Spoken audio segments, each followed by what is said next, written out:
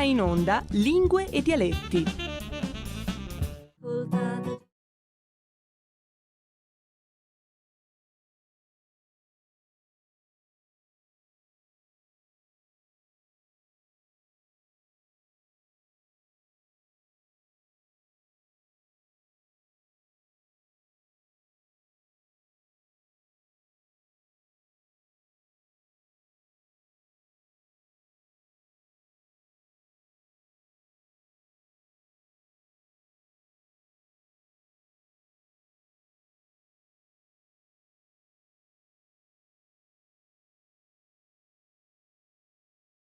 Per chi ci ascolta in diretta, oggi 17 ottobre 2020, nuovo giro, nuovo regalo, in un clima che non è sicuramente di quelli che ci saremmo più aspettati dopo questo 2020 atroce, e non vi devo certo ripetere il perché. Buongiorno da Giovanni Polli, buondì dal Giovanni Polli, nuovo appuntamento con la trasmissione antagonista dello sradicamento e della glottofobia.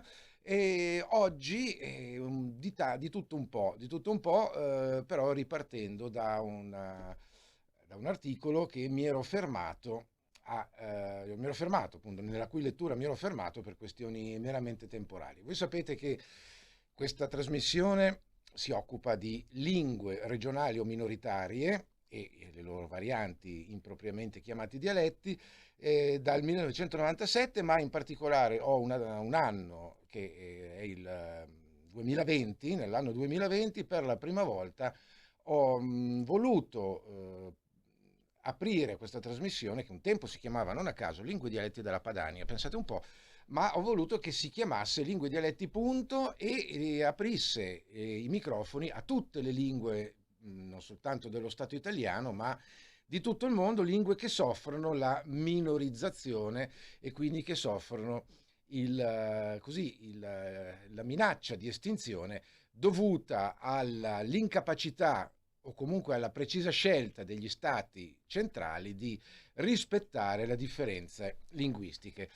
E tutto questo per dire che nel 2020 io avevo fatto la prima trasmissione direttamente da Palermo, pensate un po', sulla lingua siciliana, e dalla lingua siciliana io voglio ripartire perché stavo leggendo la puntata scorsa una interessantissima intervista a una docente, peraltro universitaria, docente di linguistica italiana e coordinatrice del dottorato in studi umanistici dell'Università di Palermo. Parliamo di Marina Castiglione, sicuramente allieva di quel Giovanni Ruffino che tanto ha dato allo studio della fenomenologia dei cosiddetti dialetti, in particolare partendo dall'area siciliana, naturalmente, perché di Palermo si tratta.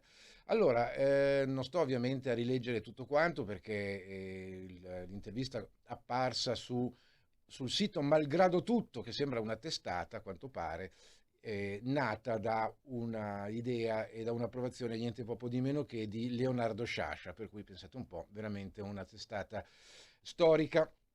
E questa intervista a tutto tondo, ovviamente nella quale emerge il fatto che questa docente sia una docente in un'università italiana, per cui non c'è il concetto di lingua siciliana, di lingua regionale, ma c'è il concetto più museale di lingua e del territorio come portato della tradizione, piuttosto che dell'investimento sul futuro, invece che è quello su cui dovremmo puntare noi, almeno che ci rifacciamo alla rivitalizzazione linguistica, quindi che sosteniamo la necessità che le lingue del territorio ritornino a essere parte integrante della civiltà e della società civile e anche e soprattutto dell'economia.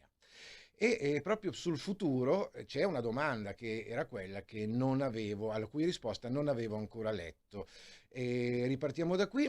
L'intervistatore chiede alla docente che fine ha fatto la legge regionale del 2011 sulla valorizzazione del dialetto nelle scuole. Risposta: ci si lavora con qualche lentezza ma con costanza. Sono stati svolti, grazie al Centro Studi Filologici e Linguistici Siciliani, 3 corsi di formazione per i docenti e sono stati selezionati dei formatori per aree disciplinari così da generare un percorso a cascata. Poi due riflessioni a margine le faccio dopo. Molto dipenderà da quanto i dirigenti, oberati ormai da responsabilità burocratico-amministrative, scommetteranno su questa potenzialità didattica, consentendo di integrare i corsi con insegnamenti modulari e interdisciplinari. C'è un campo da dissodare che coinvolge anche la messa in discussione dei docenti e di molti pregiudizi dialettofobi che ancora sono presenti nelle scuole. Beh, interessante questa frase, glottofobi io direi, però dialettofobi anche rende bene l'idea, e su questo forse l'amico Pietro Kociancic non ha tutti i torti, perché lui sostiene che si debba parlare di dialettofobia e forse proprio per l'utilizzo pervasivo e difficilmente scalfibile della parola dialetto, forse dire dialettofobo rende molto di più l'idea che dire glottofobo. Io invece sono più radicale, voi sapete, e sì, mi rendo conto della necessità di divulgare, altrimenti non sarei qui a parlare alla radio, ma mi rendo anche conto che sia necessario far acquisire consapevolezza che non di dialetti si tratta, ma di lingue, per cui avrebbe veramente più senso pregnante parlare di glottofobia e non di dialettofobia. Vabbè, disquisizione sui termini a parte, proseguo. La legge comunque, quindi termina di rispondere la professoressa Castiglione, comunque riguarda l'intero patrimonio regionale, non soltanto quello linguistico, e spesso sento banalizzare gli intendimenti della legge che non ha fini folclorici né nostalgici. Ecco, ma voi sapete che su questa sarò anche prolisso sicuramente, parlo tanto, ma su questa risposta si potrebbero fare 3 o 4 trasmissioni e il perché è presto detto.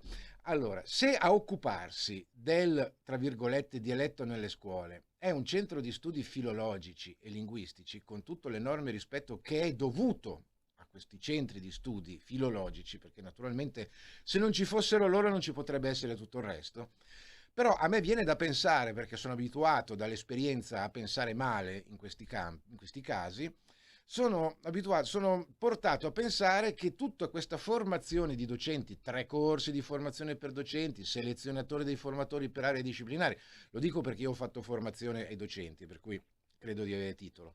Ecco, a me viene da pensare che non siano formati questi docenti sulla rivitalizzazione della lingua siciliana, ma sulla conoscenza degli alcuni aspetti di tipo museale, di tipo filologico, di tipo delle tradizioni, che vanno bene, ma non è quello il punto di arrivo, quello semmai è il punto di partenza. Secondo appunto che mi viene da fare metodologico su questa risposta data dalla docente siciliana è atroce, ma è sempre il solito, è il punto. L'appunto è il punto.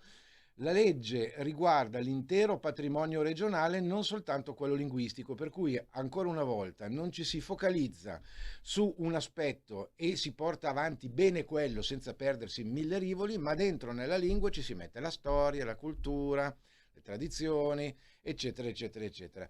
Allora sì, benissimo, il patrimonio storico di un'area territoriale circoscritta è assolutamente imprescindibile, l'insegnamento scolastico di questo patrimonio storico almeno, però che non ci si focalizzi su una lingua, sull'aspetto linguistico che è l'aspetto principale, e non si focalizzi in maniera non storico-museale ma rivitalizzatore, allora qui siamo ancora sempre di fronte agli equivoci di sempre.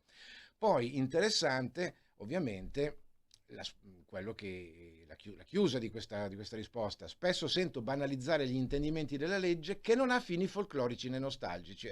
Ci sarebbe pure mancato questo, che ci fossero fini folclorici e nostalgici in una legge che insegna la lingua regionale, che dovrebbe prevedere l'insegnamento di una lingua regionale o almeno di alcuni suoi aspetti. Però siamo ancora nel campo qui della mancata, per non dire inesistente del tutto, consapevolezza dal punto di vista meno statistico del fatto che quando si dice insegniamo il siciliano a scuola non si intende dire facciamo cantare ciuri ciuri, no, non è quello il punto. È insegnare una lingua regionale a scuola, perché questa lingua regionale è parte integrante di questa comunità ed è una parte integrante anche nell'ipotesi di sviluppo differente di questa comunità. Questi dovrebbero essere gli intendimenti. Temo che questa legge, che pure avevo anche letto qua, non abbia precisamente quegli intendimenti, perché non è una legge di rivitalizzazione ma di semplice conoscenza, e temo anche che se non si prende il toro per le corna e non si dice chiaro e tondo: signori, siamo di fronte a una lingua regionale o minoritaria che, secondo i dettami del Consiglio d'Europa, deve essere utilizzata nelle scuole, se non veicolarmente per insegnare le altre materie, almeno deve essere insegnata, la cui conoscenza deve essere insegnata, perché si arrivi comunque ad avere una competenza attiva e passiva. Se non si parte da lì, dicendo che lì è il punto, non è folclorismo e non è mera conoscenza, è parte integrante della civiltà a cui ci si riferisce. Questa una lingua. Non è folclorismo. Ascoltiamo un attimo questa cosa qua invece, perché viene da Lecce 7 ed è un video che sta spopolando e a quanto sembra dovrebbe fare ridere tutti, perché siamo sempre lì. Ascoltiamo un attimo. Questo dovrebbe essere, ve lo do a scatola chiusa, dovrebbe essere un distributore di benzina nel Salentino. Sentiamo un attimo. Devi aprire però. Che tanto mica la dobbiamo mettere, poi fai a nulla. Stai registrando? Sì. Sei sicuro? Sì. Selezionare il tipo di pagamento. Digita il codice sopra la tastiera e premi il tasto verde con confermi.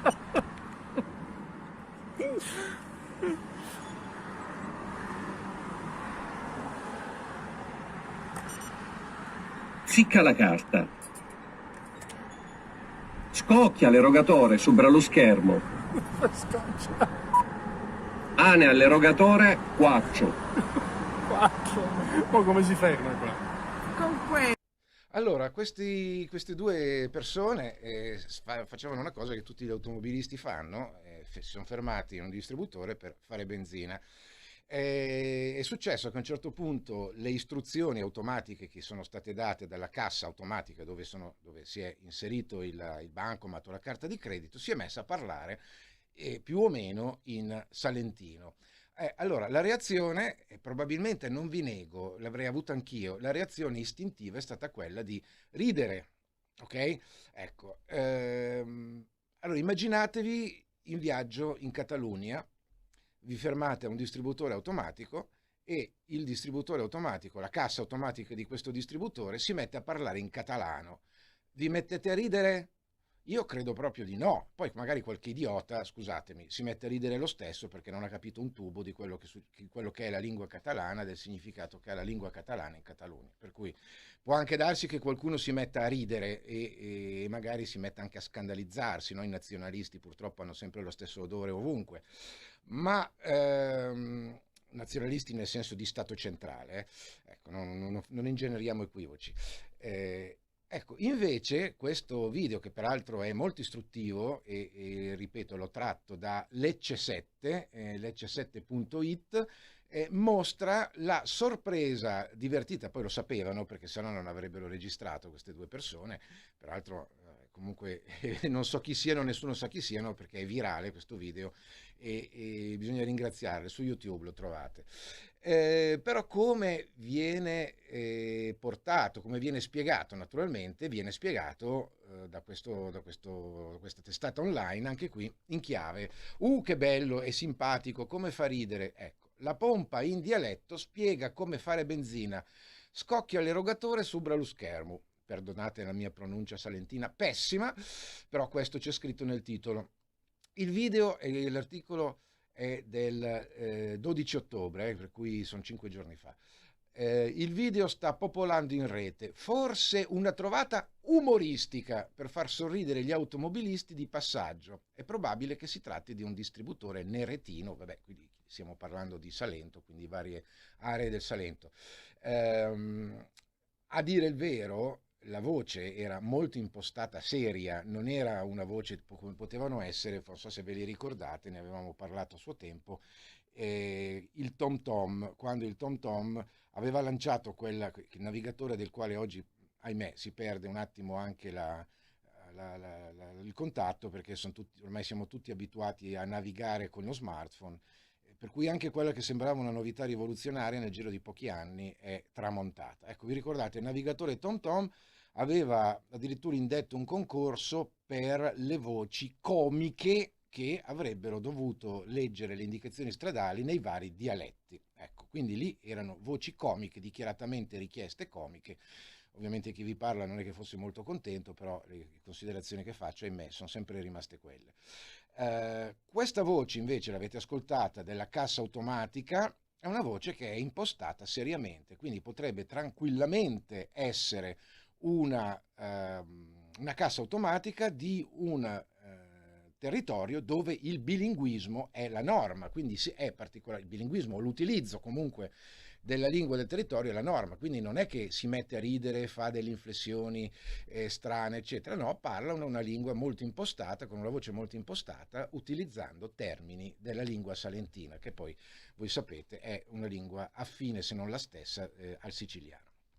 Allora, un video di un distributore automatico di benzina che parla in salentino e l'ultima trovata di un benzinaio buontempone. No, si dà per scontato che una cosa del genere deve essere fatta da un buontempone. Se poi magari quel benzinaio salentino è assolutamente convinto della necessità, come chi vi sta parlando qui da questi microfoni, dell'utilizzo normale della lingua del territorio in tutti gli aspetti della vita pubblica, no, non sfiora nemmeno l'idea che si possa trattare di una cosa del genere. Deve per forza essere un benzinaio buontempone, che forse ha agito, meno male che c'è il forse, con l'intenzione di strappare un sorriso agli automobilisti di passaggio. Vabbè, sì, il sorriso, sì, bisogna vedere il sorriso da che cosa è determinato. Insomma, io sarei sorridente di felicità perché direi finalmente un qualche cosa che mi parla in una lingua del territorio dal punto di vista ufficiale, no? Ecco, qualcun altro invece ride perché pensa che i dialetti debbano fare ridere. Di norma poco contenti di riempire il serbatoio visto i normali prezzi alla pompa. Vabbè, qui siamo nell'ambito delle chiose giornalistiche. Il luogo preciso non si conosce, ma i termini dialettali utilizzati al momento dell'erogazione lasciano pensare che si tratti della zona di Nardò. Allora, penso di avere detto tutto. 02 66 20 35 29. Io so che nella scorsa puntata c'era un ascoltatore di Napoli che mi aveva telefonato, poi in realtà io stavo parlando con Simona Scuri, per cui non ho potuto passarlo perché avevamo un ospite, quindi avevamo la trasmissione in quel momento dedicata a un argomento ben preciso. Se ha voglia di richiamare, io sarei molto contento, ma questo vale anche per tutte le altre amiche e amici che ci ascoltano dal sud dello Stato italiano, sarei molto contento di fare una chiacchierata con loro, come sempre molto spesso è accaduto, proprio sulla loro lingua, magari anche che loro parlino nella loro lingua. 02 66 20 35 29. Naturalmente questo non è una preclusione alle persone che invece ci chiamano da altre zone, dalle zone delle altre aree, da nord a sud, da est a ovest. Il numero di telefono è sempre quello e chi vi parla è ben lieto, unico caso credo forse nella radiofonia di questo paese, di farvi parlare tranquillamente nella vostra lingua regionale o minoritaria, o se preferite chiamarlo ancora così, utilizzando il termine desuete glottofobo, nel vostro dialetto. Io intanto però vado avanti perché di notizie ce ne sono tante, e ce ne sono tante come sempre. Ad esempio, giusto è per essere in tema con quello che vi ho detto prima, ne avevo vista una che un titolo che mi avrebbe subito fatto di nuovo a pensare. Allora, va bene, io invece apro un altro articolo, aspettiamo un attimo, leggiamo qualcuno di questi titoli della rassegna internet. Si è spento un gigante del dialetto casalacco, addio Gianpietro Tenca. Eccolo qua, il resto del Carlino, un'altra volta che con questo equivoco, domani sera, quindi immagino sia Bologna, domani sera al Jolly si ride in dialetto. Eccolo qua, la eterna associazione tra l'umorismo e il cosiddetto dialetto. poi Teatro di Cicagna, stagione 2020-2021, programmi e spettacoli anche in dialetto, Genova, programmi e spettacoli, poi magari qualche considerazione sugli spettacoli in questo triste momento ve le vorrò esprimere, perché ovviamente anche per questioni professionali il dramma vissuto dai lavoratori dello spettacolo lo sto conoscendo molto bene. Ecco, e non è assolutamente un bel momento per tutti, ma in particolare per i lavoratori dello spettacolo, e non intendo soltanto attori, cantanti, persone che calcano il palcoscenico di fronte al pubblico. Io parlo naturalmente anche di tutte le persone che lavorano perché uno spettacolo possa andare in scena, o salire un gruppo musicale, salire su un palco, ovviamente, quindi i fonici, gli scenografi, i montatori, i facchini, insomma tutta la filiera, fino ovviamente alla gestione amministrativa e alla comunicazione. Abbiamo una telefonata, pronto? Pronto? Sì, sei in diretta? Benissimo. Giovanni dov'è? Giovanni, se intendi me, sono qua e ti sto parlando. Ah, ma ciao Giovanni, non avevo riconosciuto la tua voce. E neanch'io sto riconoscendo la tua, Armando, guarda, non ci siamo riconosciuti, cosa molto brutta sta roba qua, Sì, è terribile Giovanni. Uè, come te la passi? Ma io, guarda, sono qui aspettando che passi un'altra bufera, quanto ci annunciano, e vediamo un po' di che tipo sarà. Tu come vai invece? Beh, sì, sono qui in attesa del ginocchio bionico. Porca miseria, quindi sei sulla rampa di lancio di un intervento, se ho capito bene? Sì, sì. Ah beh, allora innanzitutto in bocca al lupo. Niente, ma questo, niente. Vorrei domani che la settimana che viene, sì? se comincia l'Ute de Bres, sì? con le lezioni, diciamo, online. Vi siete adattati giustamente ai tempi. Sì. Se manda avanti, no? Sì. E quest'anno io come milanese parlo del teatro milanese, ha cominciato dal Carlo Maria Maggi. Sì. Fino ad arrivare ai commedi del Didinchè, insomma. Certo. E sì, tanto per cambiare discorso, no? Intanto se fa legge, se parla milanese, fa dei commenti in milanese, no? Vedo come mette insieme le lezioni. Ma sì, si tira avanti un'altra volta. Allora, interessantissima l'iniziativa, per cui l'apprendimento, l'e-learning, diciamolo all'anglofono, l'e-learning, l'apprendimento, comunque le lezioni fatte attraverso il computer, attraverso internet. Sì, allora, la scuola si è organizzata con una stanza di regia. Sì. Dove va il professore, diciamo. Sì. E fino a dicembre le lezioni saranno ma online e quindi la gente a casa. Sì. Però come te set l'obiettivo dell'utile è quello anche di far stare insieme alla gente. Armando, ti fermo un attimo, resta in linea perché devo dare la linea alla regia, e questo tema ovviamente io con te lo voglio approfondire, quindi voglio sapere un po' di più anche come fare per chi volesse seguire queste lezioni, quindi resta, ti ritorno a parlare tra pochi istanti. La linea per il momento a Roberto e Colombo, alla parte tecnica, che ovviamente ringrazio come sempre. In 30 anni di attività ho avuto modo di vedere le cose più strane. Ho affrontato zombie, vampiri, licantropi, mutanti e spietati assassini. Ho vissuto le storie più assurde e le avventure più bizzarre. Ma la storia più incredibile di tutte è quella che sto per raccontarvi. E questa è la mia storia. Ascoltate Movie Time con Vincent. Ogni sabato dalle ore 16. Ehi, sveglia! Chi ha parlato? Sono io, la Digital Radio. Anche in camera mia? Ma non abitavi nella mia auto? Analogico che non sei altro. Per tua informazione, da quest'anno mi puoi ascoltare nelle auto nuove, in casa e dovunque ci sia una radio. Sì, da quest'anno, dove c'è radio, c'è DAB. Ascolta le tue radio preferite con il suono perfetto della Digital Radio e scopri tanti contenuti extra. Sì, però svegliati, Dibidi dobidi dab. Anche RPL, la tua radio, è in Digital Radio. Il prossimo sabato 17 ottobre alle ore 11 in diretta radio rpl.it nella trasmissione L'uomo e ciò che mangia avremo in intervista il dottor Piero Mozzi, medico capace di una visione d'insieme dell'essere umano e di suggerirci un'alimentazione per rinforzare il sistema immunitario, soprattutto per affrontare il prossimo inverno senza ammalarci. Il filo diretto con gli ascoltatori sarà allo 02 6620 3529. Conduce Valentina Lucarelli. Al prossimo sabato, 17 ottobre, alle ore 11. Torniamo in diretta, questa è Lingue e Dialetti, Giovanni Polli al microfono e all'altra parte dell'altro microfono abbiamo il nostro amico Armando Semplice che torna a trovarci per annunciare un'iniziativa legata ai suoi corsi di milanese. Allora te dici come sei organizzata l'Ute de Bresse, sì, no? Sì. Allora, con il software Zoom, Certo. che è una cabina di regia in scuola. Sì.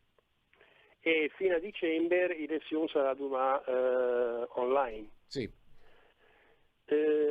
Invece a cominciare da gennaio ci sarà una parte che la può venire in scuola e la sarà dispersa in di aule in maniera di mica metti tutti insieme, no? E rispettare le distanze, va bene? Uh-huh. E in ogni aula che sarà uno schermo e il professore sarà sempre nell'aula di regia e la gente la sarà dispersa per i aul. Sì. Perché sarà anche qui a capo. E in sci se può essere d'accordo con tutte le disposizioni della regione, dello Stato, del comune, di tutti, e fa di lezioni e avere almeno 4, 5, 6 persone, 7 persone per aula per fare un po', rispettare un po' anche l'obiettivo delle università della terza età che è quello di far stare insieme alla gente, insomma. Certo. Questa è l'organizzazione. Adesso, qualche lezione già stata fatta la settimana passata e questa settimana comincia anche a me e si vedrà qual è il risultato. Sì. Direi che speriamo di fare un qualcosa che vada bene, insomma. Allora, domanda. Io so che va bene, si parte da una terza età, però sappiamo anche, al di là della battuta solita, che si è sempre giovani se si vuole esserlo, ma c'è un punto di domanda che io ovviamente voglio porti. Allora, sono tutte le persone, e sicuramente ci sono anche persone di ogni età, perché sappiamo che sempre si chiamano così corsi, ma poi testimonianza, ve lo testimonio in prima persona, l'età non conta perché sono persone anche giovani. La maggioranza degli interessati è in grado di accedere a internet, aprire Zoom e collegarsi, cosa che è più facile da fare che da dire, lo so, però, però la domanda viene, scusami, come si dice, frase fatta sorge spontanea. Sì, allora, per quel che ne so che sta una gran mobilitazione di Neud, di FIE, eccetera. Ottimo. Che andà una mano ai noni. Sì. Perché per te se una volta che tu fa vedere come si fa a dervire il software Zoom, a scrivere... È più facile da farlo che da raccontarlo, assolutamente sì.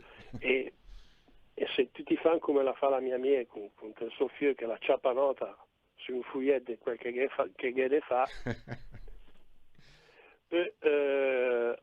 per chi voleva poteva andare lì dove è lute con il suo portatile o con lo smartphone e lì che metteva a posto le scosse che facevano imparare come si faceva. Ecco, perché è importante, si può fare tranquillamente. Come si dice, un'azione propedeutica. Propedeutica. Sì, bella. Mi piace la parola che? Bellissima, è una delle mie preferite. È una parolaccia di quelle che io adoro. Azione propedeutica. No, la cosa che ti volevo anche spiegare, appunto, che sì, parliamo di internet, però si può fare tranquillamente, correggimi se sbaglio, anche con lo smartphone, che tutti bene o male hanno, no? Anche le persone... Ecco, perfetto. Ormai sì. Cioè, adesso si può anche mingavegare il computer in capa, Esatto. con lo smartphone. Esatto. Che così ti faccio anche un po' ridere, io che magari ho qualche anno meno di te, non troppi meno, ma ne ho qualcuno di meno, non essendo nativo digitale e detestando da parte mia gli smartphone, perché ce l'ho ma lo odio, sono costretto anch'io a farmi aiutare dai miei figli quando si tratta di farci sopra qualcosa che sia di diverso dalla semplice installazione di un'app.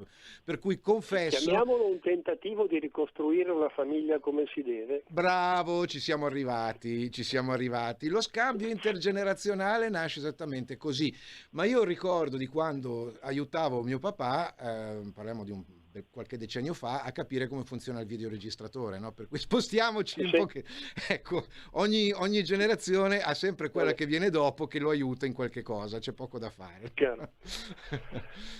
E ci si tira avanti. Assolutamente sì. E allora, tu pensi che dunque è la prima volta che lo fate o già con il lockdown avevate provato a farlo? No, allora, come struttura per tutto l'anno è la prima volta. Sì. E le lezioni siamo partiti della settimana passata. Sì. E naturalmente, siccome se Pominga riempì tutti gli aul e fa tanti corsi, anche i corsi in passata, mi pare, 80 o 90 corsi in passata a 15 o 20. Sì, certo. E le lezioni un po' più ebdomadarie, ti piace anche questa?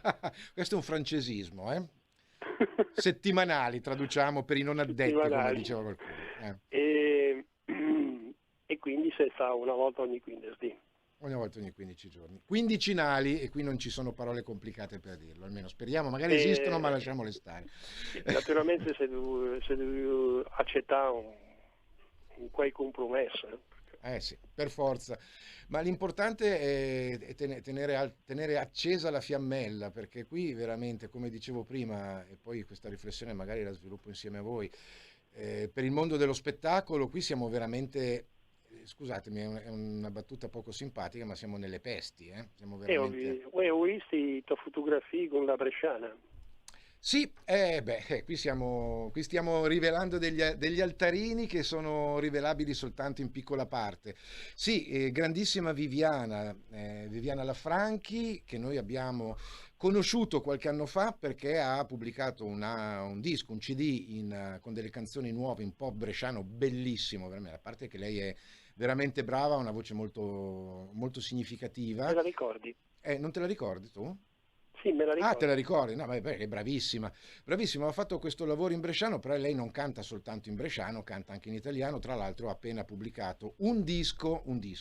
No, non è ancora un disco, non è un oggetto fisico, ma è un singolo, è un brano che noi vediamo, io l'ho visto ieri, mi è piaciuto tantissimo su YouTube, e in italiano, cantato in italiano, però con i Lomba Street, sì vabbè, tanto ormai lo sanno tutti, sta lavorando a un progetto che ai noi doveva essere presentato proprio questa sera, e invece vari motivi hanno indotto a spostare, a differire più in là, in tempi magari un pochettino più felici, l'anteprima di questo progetto. Comunque ogni cosa a suo tempo. I Lomba Street lavorano anche con Viviana Lafranchi, ma non solo con lei, no? È in atto una sorta di collaborazione rafforzata proprio dalla solidarietà che ci deve essere tra chi si mette nel mondo, di chi si trova a gestire una posizione nel mondo dello spettacolo oggi assolutamente difficile da mantenere.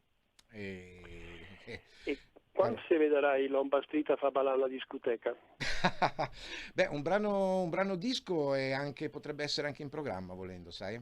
Adesso sto già dicendo troppo perché l'idea non è nuova, onestamente, perché non so se vi ricordate quando... Magari se no qualcun altro te la copia, occhio. Ma guarda, ma almeno venisse copiata l'idea, a parte che le discoteche, se mai riapriranno, cosa di cui dubito ormai, le discoteche non sono all'apice del successo, non lo erano nel momento in cui è stato chiuso tutto, per cui possiamo immaginare. Però l'idea di far ballare utilizzando le lingue del territorio non è sicuramente nuova, E nella prima decade di questo secolo io ricordo che c'erano dei campionamenti di carosone che andavano per la maggiore in pista. Sì. Ecco, ma avevamo anche tentato, e qui l'avevamo anche dichiarato, avevamo anche tentato di immaginarci una hit hit da discoteca, magari da mandare in corso Como, no? Cantata in milanese. Poi per vari motivi non è andata a buon fine, ma l'idea c'era. L'idea c'era. E che qualcuno ce la rubi, per piacere, che qualcuno ce la rubi, perché ci vorrebbero queste cose qua, ci vorrebbero proprio. Caro Armando. Ma non è che sì. le minga che magari con una quei musica di discoteca in milanese piuttosto che in bresciano o in bergamasco scappa il virus? Può anche essere, no? Siamo tanto impestati quando parliamo nella nostra lingua che mettiamo in fuga il virus, vuoi dire? Il virus della globalizzazione scappa? Vogliamo arrivare lì, lo diciamo? Sì.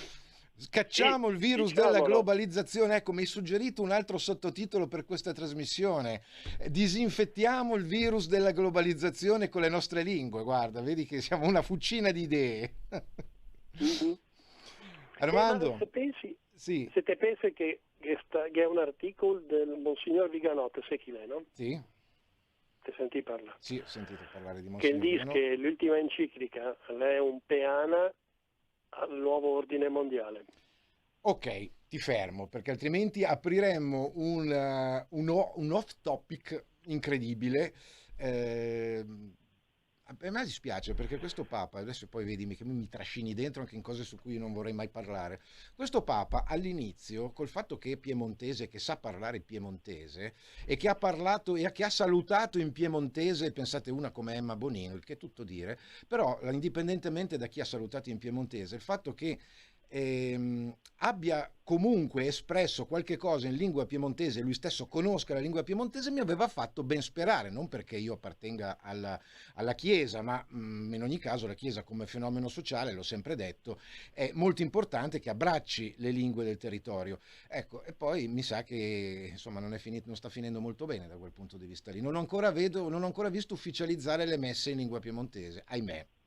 Ci andrei anch'io, per il gusto di sentire se vuoi parlare. sentire le messe, se ti vuoi sentire le messe in lingua locale devi andare in Friuli. Sì, o in Sardegna forse che si sta iniziando, ma in Sardegna mica tanto. In Friuli sicuramente sì.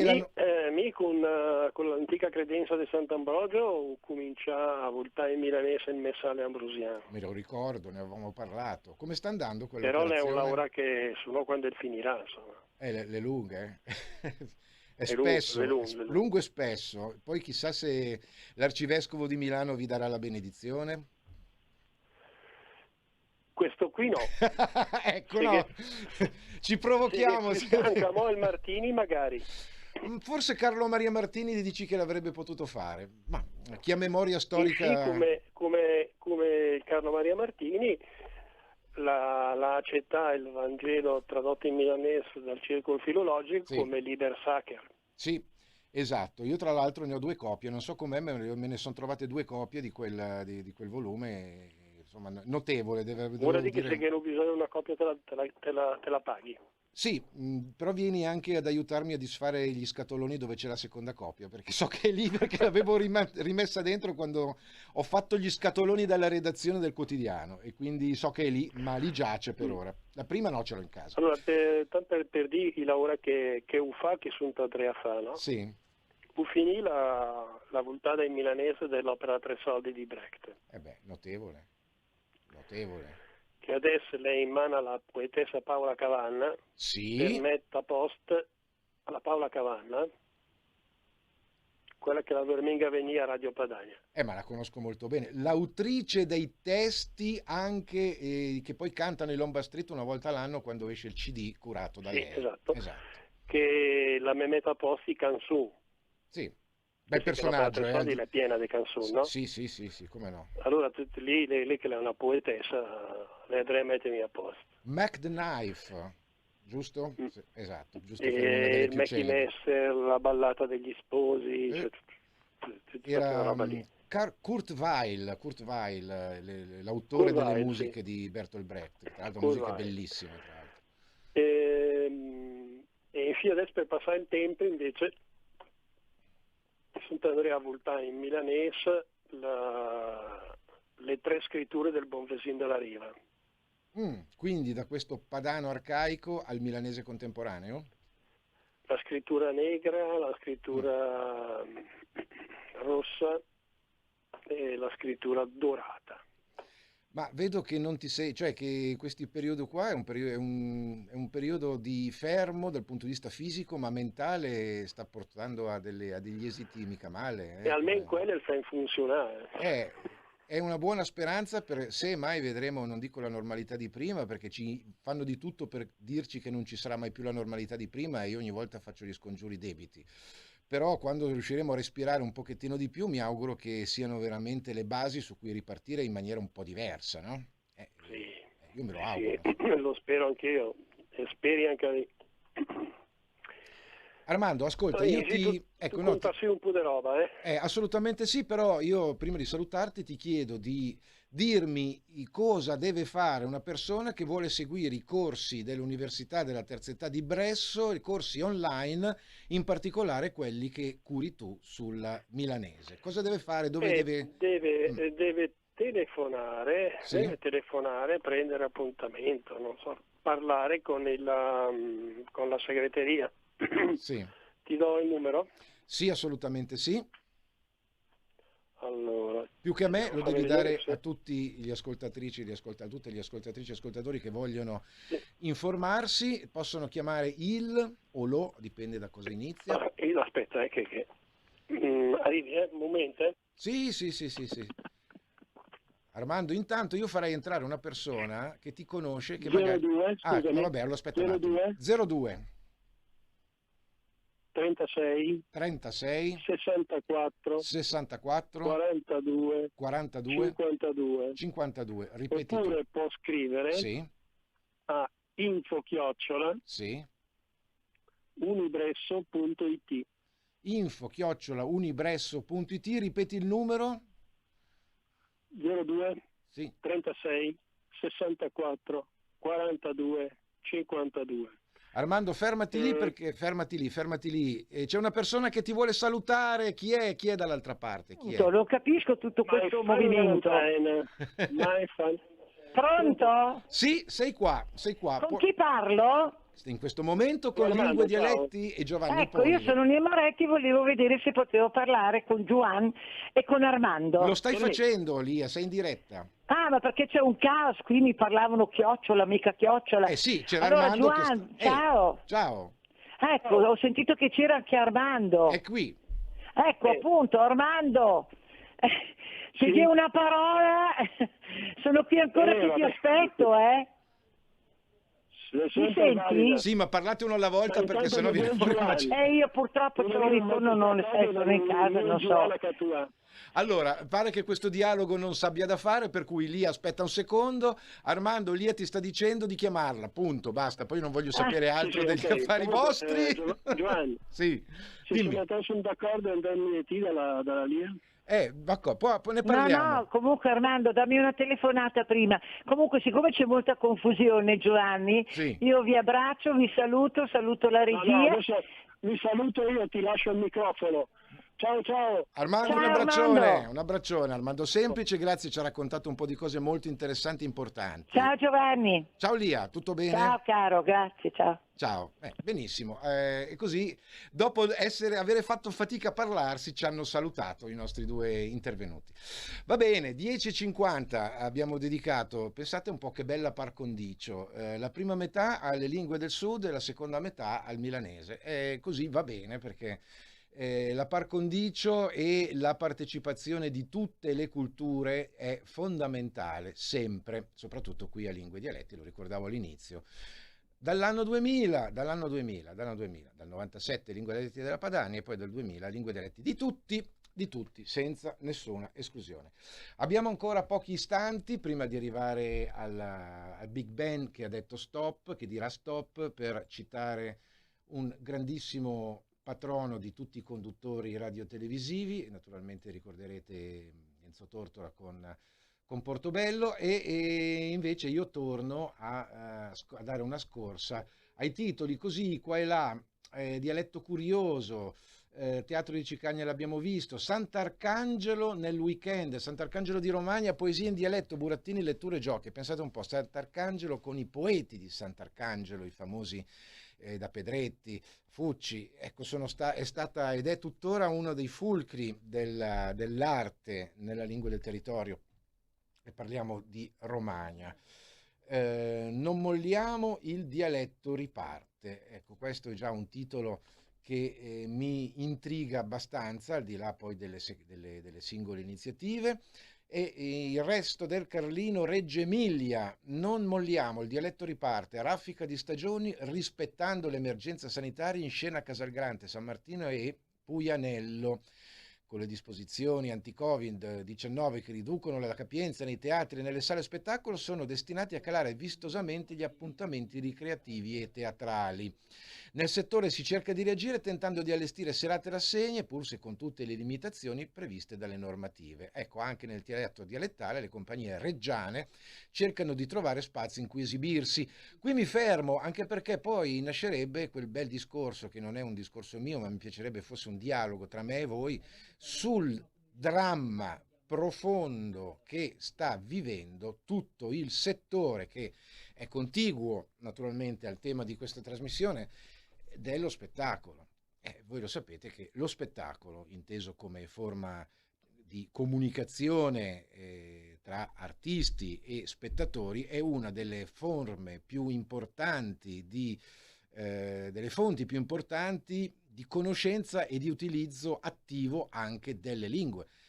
Abbiamo citato prima, autocitato, anche se in realtà mi ha citato Armando Semplice, gruppo musicale di Lomba Street avrebbe dovuto cantare in lombardo questa sera in provincia di Bergamo, non lo fa. Cantare in lombardo, suonare musica che viene cantata in una lingua del territorio è uno degli aspetti più importanti della salvaguardia di una lingua regionale o minoritaria, ma naturalmente il teatro. Armando Semplice ha completato, e questo mi fa un piacere immenso, la traduzione in milanese dell'opera da tre soldi di Bertolt Brecht, che con Milano aveva un rapporto molto particolare, in quanto al piccolo teatro insieme a Giorgio Strehler era praticamente di casa, e lo stesso piccolo teatro ha lavorato tantissimo per anche, soprattutto nelle produzioni degli anni 50 e 60, per la sopravvivenza e l'utilizzo della lingua di Milano, insomma, da Milano, alle canzoni della Mala, Mamì, scritta da Giorgio Strehler in persona. Quindi importantissimo secondo me e simbolica questo lavoro che sta facendo, che ha fatto Armando Semplice, ora mi diceva, nelle mani della grande poetessa Paola Cavanna. Però attenzione, perché qui, e forse l'aspetto del teatro, delle canzoni, della musica nelle lingue regionali è marginale. Non marginale invece il fatto che ci siano milioni di persone che stanno letteralmente facendo la fame. Poi magari facendo la fame perché non hanno entrate, non guadagnano, non prendono soldi, insomma non hanno lo stipendio assicurato. Come ve lo devo dire, sono persone che non stanno vedendo un euro, e questo da quando ha chiuso tutto. E queste persone sono i lavoratori del mondo dello spettacolo. È vero che ci si cerca di arrangiare in qualche modo con le capienze ridotte, ma qui stiamo in una macchina che potrebbe andare a 300 all'ora e sta andando, se va bene, a 10, a 20, ecco. Quindi è chiaro che tutte le persone impiegate nella filiera del mondo dello spettacolo sono in grandissima sofferenza.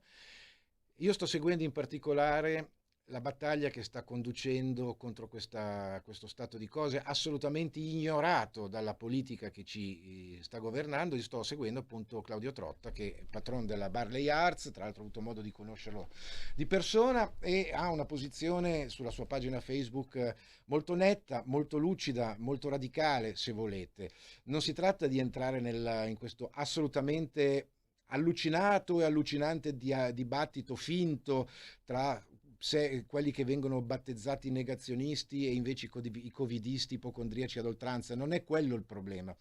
Il problema è, in questo stato di cose, è vero che esistono le scuole che sono primarie insieme agli ospedali, prima gli ospedali, poi le scuole, poi ci sono le fabbriche e c'è la pubblica amministrazione, ma guardate che in uno stato come quello italiano, che potrebbe vivere di cultura e di spettacolo, se soltanto ci fossero mai stati persone illuminate a guidarlo, ecco, in questo stato qui la filiera dello spettacolo, dell'arte, della cultura in sofferenza è tanto una situazione grave tanto quanto quella delle scuole. E riflettiamoci, gli artisti non sono quelli che tanto ci fanno ridere o qualcosa da divertire, scusatemi, questa era la citazione giusta, come disse a suo tempo l'attuale presidente del Consiglio dotato di pieni poteri, ma sono persone che fanno anche piangere, fanno soffrire, fanno comunque essere vivi. Lo spettacolo, amiche e amici, non è una cosa di secondo piano, di secondo ordine. Anche durante le guerre i soldati sono tenuti su, il morale delle truppe viene tenuto su con lo spettacolo. Lo spettacolo e l'arte sono indispensabili. Questo settore sta morendo. Riflettiamoci, ne riparleremo ancora.